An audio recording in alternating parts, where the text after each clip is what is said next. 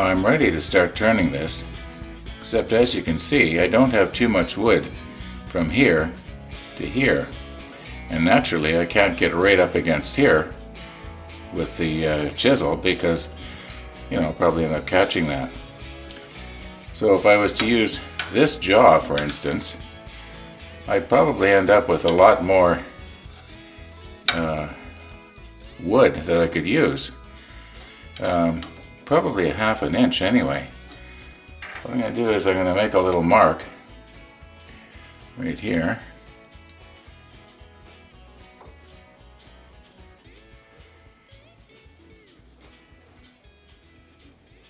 Yeah, and then we'll just swap out the jaws and see what happens.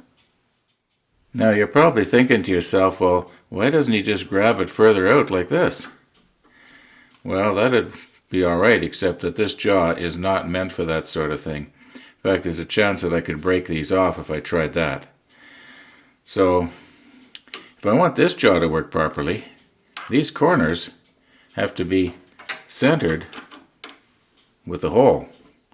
Otherwise, the hole is going to be going like this, and we don't want that. So what I got to do now is I got to turn this down, get these corners square with the hole. So I'll just take this down a little bit, get rid of this bark. You know, a few years ago here in Winnipeg, Canadian Woodworker offered a course in turning, and I didn't take it, and I wish I had, because I just don't know how to use this roughing gouge. I never have good luck with it. I always end up just using my scraper and occasionally the parting tool.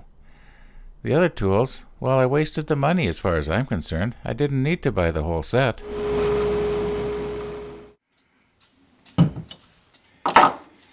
Now I've done this several times before, and the fastest way is to use this.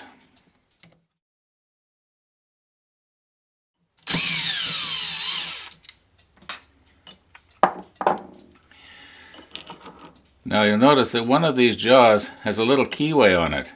You want to make sure that this little thing here goes in one of these slots, either this long one or this short one. I always use the long one.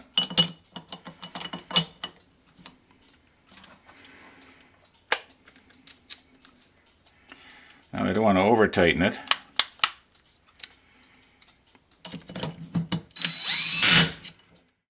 You know, in every one of these video series, it always takes a lot longer than I anticipate.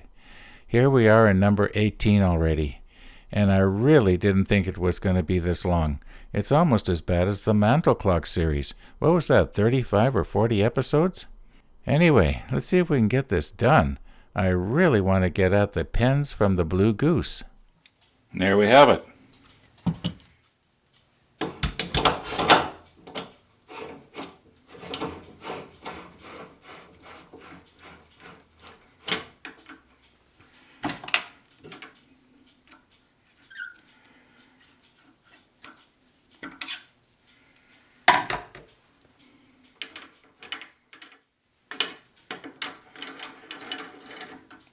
Oh man, I turned it down about a 1/16 of an inch too small. Now what? No, I've never done this before.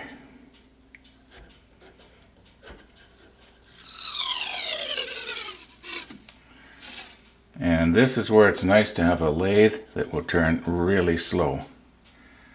So, see if I can keep from breaking the tape now.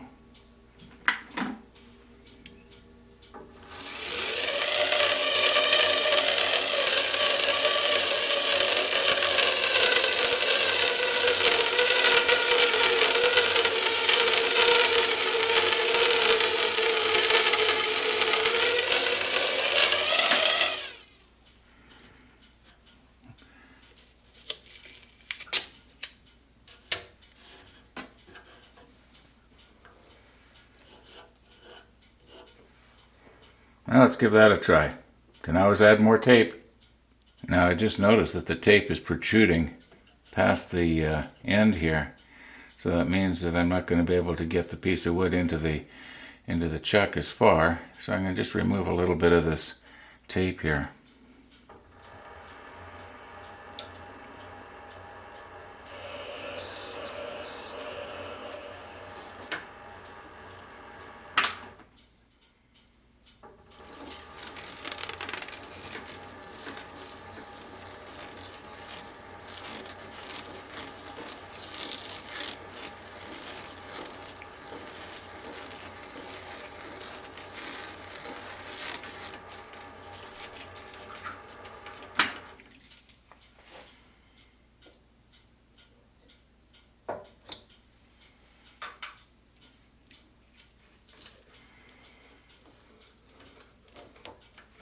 There.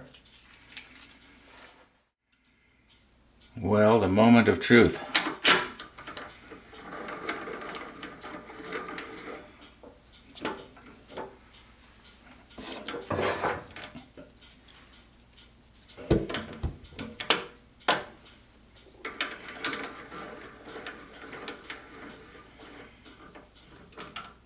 Yep, that's going to work. Notice where I drew that line before? Notice how much more room I've got now? But I think I'm going to get rid of some of this extra tape here.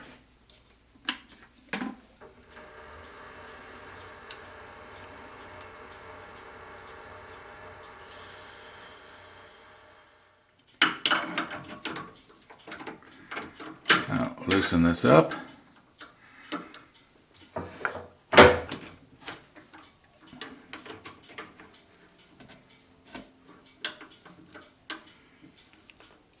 Okay, that should be pretty well centered.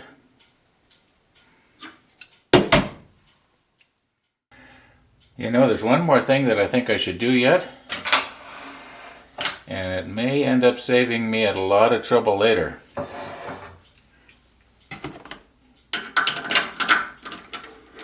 And that is, I should reinforce these holes with CA glue.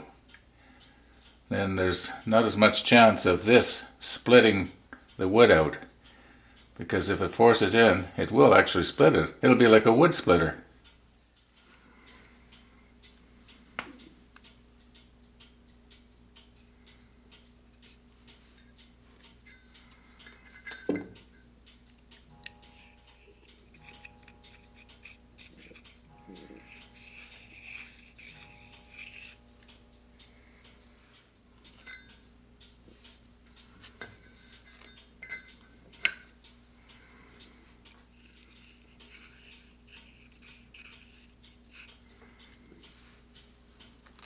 Okay, we'll let that soak in for a while.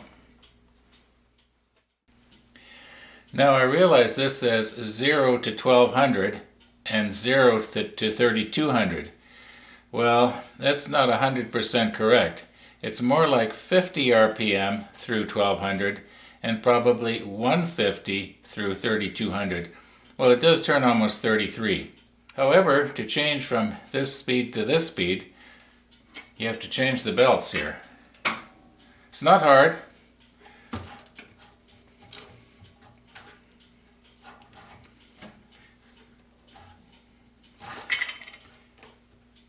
Of course, now that I'm trying to do it with the camera on, it's awkward.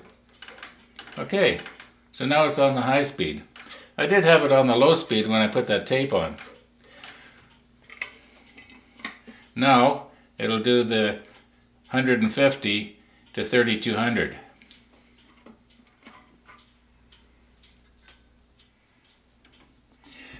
You know, I thought this was wet here, but it's not.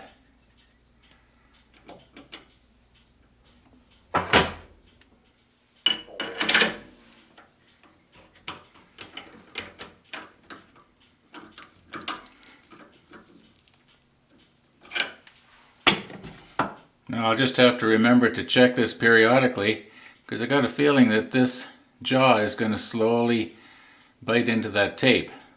The tape is a little softer than the wood.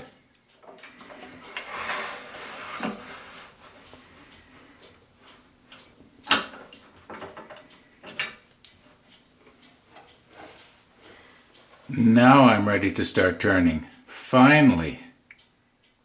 Now this handle for the pizza cutter is supposed to be shorter than for the ice cream scoop. Actually considerably shorter. But what I'm hoping to do is to keep the profile at the cutter end similar to this, so that the two pieces will kind of match. Most of the time I use my wide scraper, but when I'm kind of concerned that I might be breaking out large chunks, I use the narrow one. There's less of a blade surface touching the wood at any given time, less of a chance of breaking something out. Well, I got two problems. The first one, I forgot to turn the camera on, so you missed that turning.